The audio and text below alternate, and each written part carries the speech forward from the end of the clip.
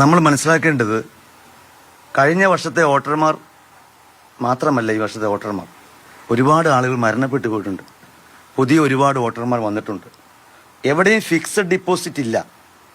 ഞാൻ കഴിഞ്ഞ തവണ മത്സരിക്കുമ്പോൾ 2020 എന്ന് പറയുന്ന രാഷ്ട്രീയ പ്രസ്ഥാനം ഇവിടെ വന്ന് ഒത്തിരി മോഹങ്ങൾ കൊടുത്തു. മുഴുവൻ പേർക്കും വീട്, തൊഴിലവസരങ്ങൾ, സൗജന്യമായ ഭക്ഷണം, 2 കിലോ പഞ്ചസാര, 1 കിലോ പാല്, 3 കിലോ ആട്ടിറച്ചി, നെയ്യ്, അങ്ങനെ പല പല കാര്യങ്ങൾ കൊടുത്തു. പാവപ്പെട്ട ആളുകളെല്ലാം വോട്ട് ചെയ്തു പോയി. അങ്ങനെയാണ് അവർ 20,500 വോട്ട് പിടിച്ചു.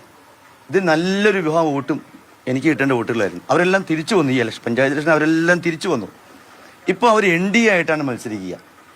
അതുകൊണ്ട് NDA ആയിട്ട് മത്സരിക്കുമ്പോൾ അവർക്ക് കിട്ടേണ്ട വോട്ടുകൾ കുറഞ്ഞു പോകും. ഇവിടുത്തെ ജനാധിപത്യ വിശ്വാസികൾ ഒരുപക്ഷെ കേരള കോൺഗ്രസിലോ 2020 ഒക്കെ പോകും. പക്ഷേ ഈ വർഗീയ മുന്നണിയിലേക്ക് പോകാറില്ല. അതുകൊണ്ട് ആ വോട്ടുകളെല്ലാം എനിക്ക് തിരിച്ചു വരും.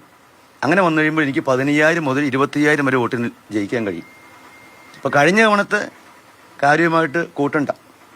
ഓരോ കാലഘട്ടങ്ങളിൽ ഓരോ ട്രെൻഡ്, ഓരോ കാലഘട്ടങ്ങളിൽ ഓരോ വിവേകം, ഓരോ കാലഘട്ടങ്ങളിൽ ഓരോ മുന്നേറ്റം, പല രീതിയിലുള്ള കാര്യങ്ങളാണ് അഭിമുഖീകരിക്കാൻ പോവുക.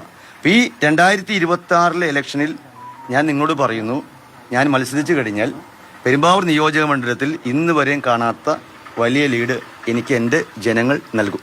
ആ ലീഡ് നേതൃത്വത്തെ ബോധ്യപ്പെടുത്താൻ പറ്റുമോ?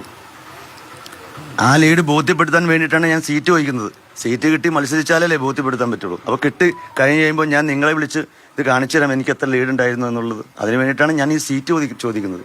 രാവിലെ പ്രതിപക്ഷ നേതാവ് വന്നപ്പോൾ അദ്ദേഹം പറഞ്ഞത് എല്ലാ സീറ്റുകളിലെയും കൺഫ്യൂഷൻസ് കഴിഞ്ഞു, അതായത് ഫൈനലി ഒരു തീരുമാനമായിട്ടില്ല, അധികം താമസിയാതെ ലിസ്റ്റ് പുറത്തു വരുമെന്നാണ്. അപ്പോൾ ഈ പെരുമ്പാവൂരിലെ കാര്യത്തിൽ ഇത്രയും സങ്കീർണമായ ഡിസ്കഷൻ നടക്കുന്നുണ്ട്. അല്ല, അദ്ദേഹം പറഞ്ഞ ഒരു കൺഫ്യൂഷനും ഇല്ലല്ലോ. എനിക്കൊരു കൺഫ്യൂഷൻ ഇല്ല, അദ്ദേഹത്തിനും കൺഫ്യൂഷൻ ഇല്ല. ഞങ്ങൾക്ക് സീറ്റ് കിട്ടും. കോൺഗ്രസ് ഒരു വലിയ പ്രസ്ഥാനമാണ്. ഇപ്പോൾ ഏകപക്ഷീയമായ ഒരു തീരുമാനം എടുക്കത്തില്ല. അഭിപ്രായ സ്വാതന്ത്ര്യമുണ്ട്.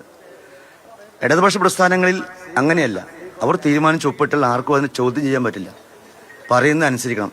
അങ്ങനെയല്ല. ഇത് ജനങ്ങൾ പറയുന്നത് ഞങ്ങളെ നേതാക്കന്മാർ അനുസരിച്ചുകൊണ്ടിരിക്കുക.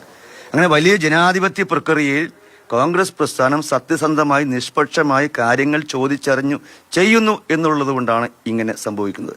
താങ്കളുടെ മകനൊരു ചെരുപ്പ് വേണം, താങ്കൾ നേരിട്ട് പോയി ഇവിടെ കൊണ്ട് ചെരുപ്പം കൊടുക്കുന്നു. ചിലപ്പോൾ ഭാഗവും ചിലപ്പോൾ ഭാഗമല്ല, ചിലപ്പോൾ ഇടാൻ പറ്റും. അങ്ങനെയല്ല, താങ്കൾ ഇവിടെ വന്ന് കൊച്ചിനെ കൊണ്ടുപോയി അവിടെ കടയിൽ കൊണ്ടുപോയി പലത് കാണിച്ചു കൊടുത്ത് നോക്കി ഇഷ്ടപ്പെട്ടത് നോക്കി തിരിച്ചു വരുമ്പോൾ സമയം കൂടുതലെടുക്കില്ലേ? ആ സമയമാണ് ഇവിടെ എടുക്കുക. പാകത്തിനുള്ള കാര്യങ്ങൾ നോക്കി അവർ കൃത്യമായി കാര്യങ്ങൾ ചെയ്യുന്നു എന്നതിന്റെ തെളിവാണ് ഇത്.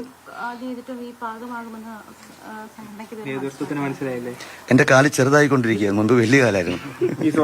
നേരത്തെ സീരിയസ്ലി 8 എന്നുള്ള 7 ഇഞ്ചിലേക്ക് മാറി.